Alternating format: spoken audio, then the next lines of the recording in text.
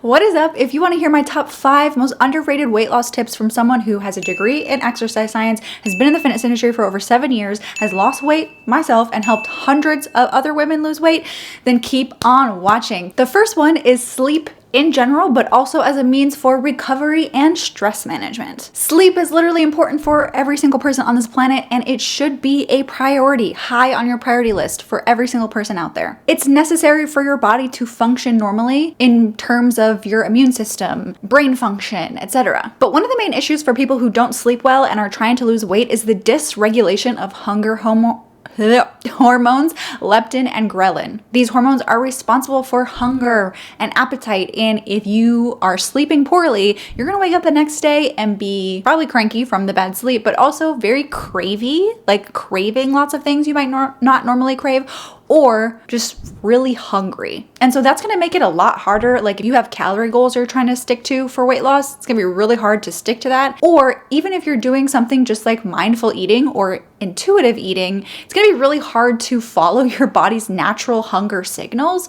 when those signals are dysregulated by your poor sleep. And aside from everything that I just mentioned about wanting to function normally, one other really important benefit of sleep is recovery. And you know who needs more recovery than anybody else? Somebody who's stressed, exercising a lot, or just in a calorie deficit, because that in itself is stressful. Sleep has become something that personally I'm very passionate about as someone who is dealing with health issues and needs that time to recover from just existing, but also who has weight loss goals myself. And from personal experience, I can definitively say that sleep impacts my ability to exercise, my ability to eat well, my mood, my work and productivity, like literally everything. And all my work this year on trying to improve my sleep is finally paying off due to a number of things. I know it takes effort to find the right combination of good sleep habits and the right temperature in the house and the right bedding and maybe the right supplementation to help you with your sleep, but it's worth trying to figure it out. And in addition to all those things that I just mentioned and typical sleep advice, one of the things that's really helped is Birch, and they're the sponsor of this video. Birch makes mattresses and sleep products that are comfortable and environmentally conscious. Their non-toxic mattresses are made in America and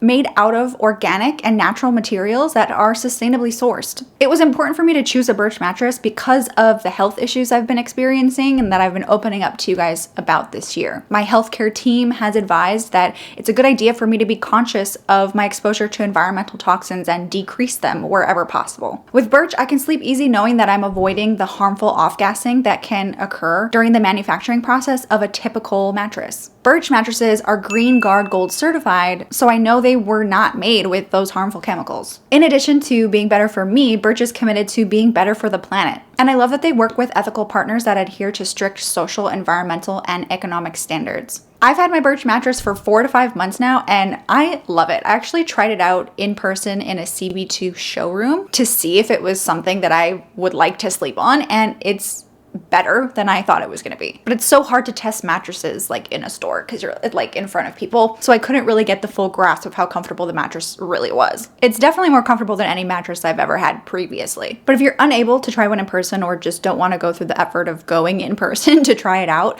Birch offers a 100-night sleep trial and a 25-year warranty. They also deliver it like straight to your door. I live on the 3rd floor of an apartment, straight to my door for free in the US. I love my Birch mattress, and I think you would too, so if you're in the market for a new mattress, definitely check out Birch. You can go to the link below or birchliving.com/FrumpyFit to get you $400 off your mattress. You'll also get 2 free Eco-Rest pillows, and the pillows are amazing, by the way. So thank you, Birch, for sponsoring this video. The next underrated weight loss tip that I want to talk about is making sure you're actually ready for weight loss. Because if you're not really ready for weight loss and you try, it's just going to be a huge struggle. You're going to get frustrated and it'll just take even longer to get to your goal because you weren't ready yet. And this might be a little controversial because I think the most common advice that we hear is there's never a perfect time. Like you have to make it the perfect time. You have to make it the right time to start. And I get where that's coming from. I see lots of people who keep putting it off for whatever reason.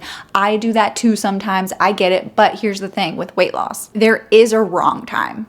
There may not be a perfect time, but there is for sure a wrong time. I brought this up recently in my Jaclyn Hill reaction to her second attempt a year later at weight loss after failing the first time, because she had to take a step back to focus on her relationship with alcohol and improve her anxiety. And I think ultimately that was the best decision that she made, was to take a break from trying to lose weight and address these other things first. Because now, I mean, there's obviously some things that are not ideal. You can watch that video if you want to hear my full thoughts. But she's most definitely in a better place this time than she was last time, which increases her likelihood of success. And I'm going through the exact same thing right now, so I'm trying to lead by example for this one. I filmed this entire video about how I gained weight during the pandemic and how I planned to lose it, and I actually ended up losing a tiny bit of weight initially, and then going through some really intense health issues, which I share about, that made it the worst possible time for me to be focusing on weight loss. So I took a step back. Was it embarrassing that I'm like, this is how I'm gonna lose weight? And then I didn't, and I actually ended up gaining more weight because of these health issues?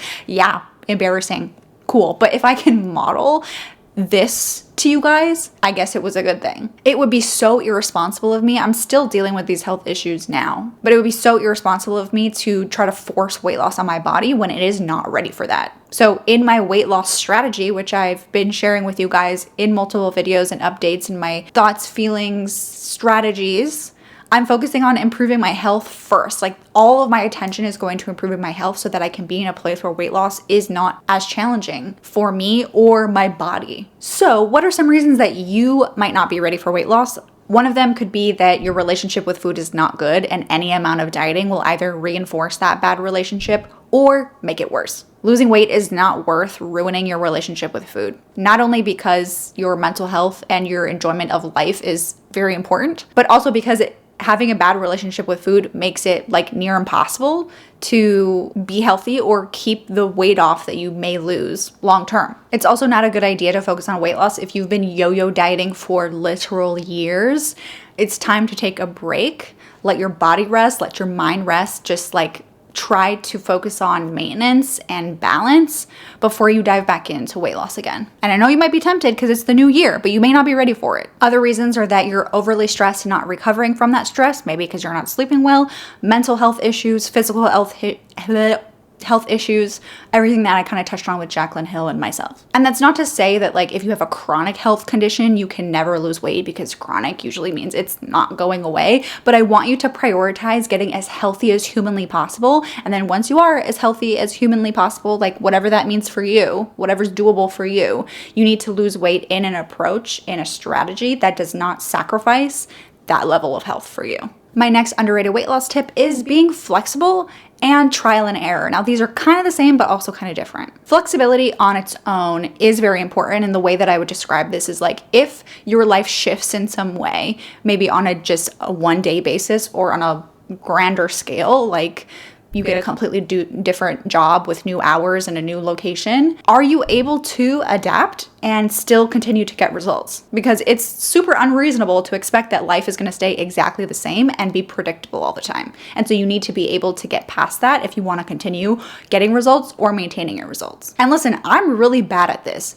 One tiny shift in my day and I'm so tempted to just like throw everything out the window. It's not always easy, especially if you're like a routine person, but it's a valuable skill. And the way you can just automatically set yourself up for success with this instead of kind of reacting after the fact is to build flexibility into your plan. Not just having one type of exercise that you can do, not just having like one set of meals that you follow. So you got to put some effort in to find things that you really enjoy. And the next layer of this flexibility is where we include the trial and error. And this one is tricky for me to explain because I feel like I'm almost contradicting myself, but not really. Let me explain. I often continue to discourage people from changing things up too drastically or too quickly, which you might be like, okay, well, I trialed it. It was an error. I'm moving on. Like, here's the nuance. I usually see people, and what I mean when I'm discouraging people from changing things up too often is that you maybe are doing something. Sometimes it's really drastic and it's not working for whatever reason. Maybe it's not getting you the results you want, or you literally hate it and need to try something else.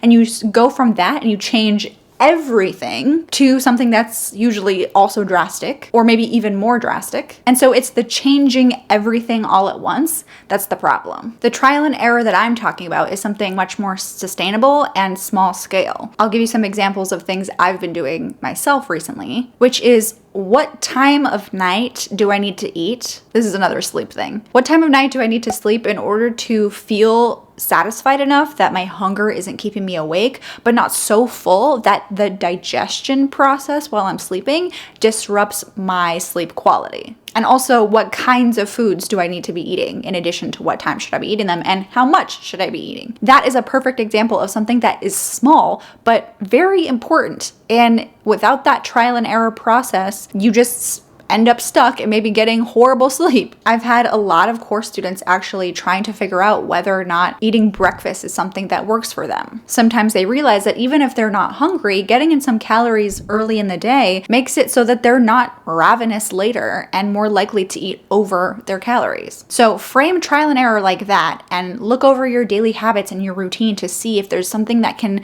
have a tiny little tweak, slight shift that might actually make a big impact on your results. My next underrated weight loss tip is positivity. Being able to seek out and find things to be happy about and to feel successful about. Weight loss is challenging, and unless you go into it with really realistic expectations, it's often going to take a lot longer than you want, and that's totally normal. That's to be expected. It's kind of the nature of healthy, sustainable weight loss, but it can be kind of a bummer. And because it takes so long and progress can tend to be so slow, that you need to find ways to feel successful in the short term so that you can actually be successful in the long term. I'm not saying to like make up progress and like pretend you're getting progress even when you're not, because it is important to know if what you're doing is working or not. But what I'm saying is just learn to be excited about the small stuff. Instead of being frustrated you haven't lost a whole pound in 1 week, get excited that you lost half a pound. But what I would actually consider to be like the next best level of feeling excited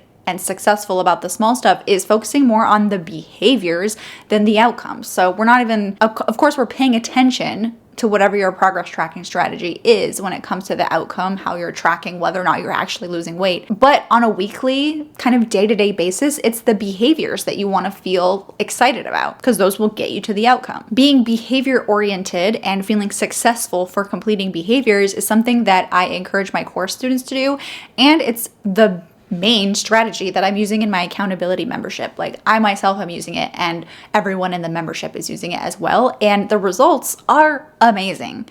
To be able to feel successful just from checking off like your to-do list essentially, it's very motivating on a day-to-day or weekly basis. And my next underrated weight loss tip is dedicating time to making it enjoyable. I talk a lot about like picking a diet that you're actually going to enjoy or picking exercise you're actually going to enjoy. And that's super important, but I've never like fully talked through that and what it might take to actually get there. Sometimes it can be a challenge because we think we know what we'll like or not like, but maybe we don't know because we haven't tried it. Or maybe we do know we need to try new things, but trying new things is challenging because it freaks you out to put yourself out there and try something new. Or you just don't really have a bunch of free time to be trying new stuff all the time. For me, I do have a decent amount of time because I work for myself, but what I do lack is energy because of my health issues. And because of that, I have to be very particular and basically like assign bits of energy to certain tasks and decide what's most important and what I might have to let go of if I'm too exhausted by the end of the day. But one of the things I have been trying to prioritize is getting better at cooking because I'm also a bad cook. I'm having to confront the fact that part of the reason why I hate my diet is because I've never taken the effort to learn anything about cooking or try new recipes. But I've been putting in that effort and I have been prioritizing that and it's paying off so well. I've tried new recipes in this video right here, and I've already made them multiple times since filming that video because I liked them so much. And my diet has improved because of that. And the other piece of this that I see people struggle with is a lot of times if you're type A, if you really want to like optimize your effort at all times and do it the right way, a lot of times we get sucked up in what's optimal. Like on paper, what is the best, most effective weight loss strategy? What's the best, most effective diet or exercise routine? And I get it. I see you. I'm kind of like that too. But the thing is that you're way less likely, unless you have like insane amounts of willpower to stick to something that's optimal that you hate versus something that's less optimal that you enjoy. And that might just have to be something that you accept. Especially because we constantly see people sharing on social media and maybe even giving advice that restricting for weight loss is a good thing and it's normal. It's the norm to hate what you're eating in the name of weight loss and health. Or that a workout is more effective if you're really sweaty and sore and exhausted and maybe had a horrible time. And of course, we have to frame all of this in a calorie deficit kind of umbrella. It's all got to fit underneath that overarching umbrella. If you want to hear me talk about a calorie deficit more, check out this video. But if you can make those decisions under that umbrella of, okay, I know this to be true, I have to be in a calorie deficit, but how can I make that process the most enjoyable possible? That's a really smart decision, and it's absolutely worth the effort that it might take you to get there and figure out what those things are. And if you're confused about how to go about creating a diet that you actually enjoy but is also effective, check out this video that I made right here called Why Diets Fail, where I go over the 5 components that are essential to a successful and enjoyable diet strategy. Hope to see you in this video, or I'll see you in the next one. Bye.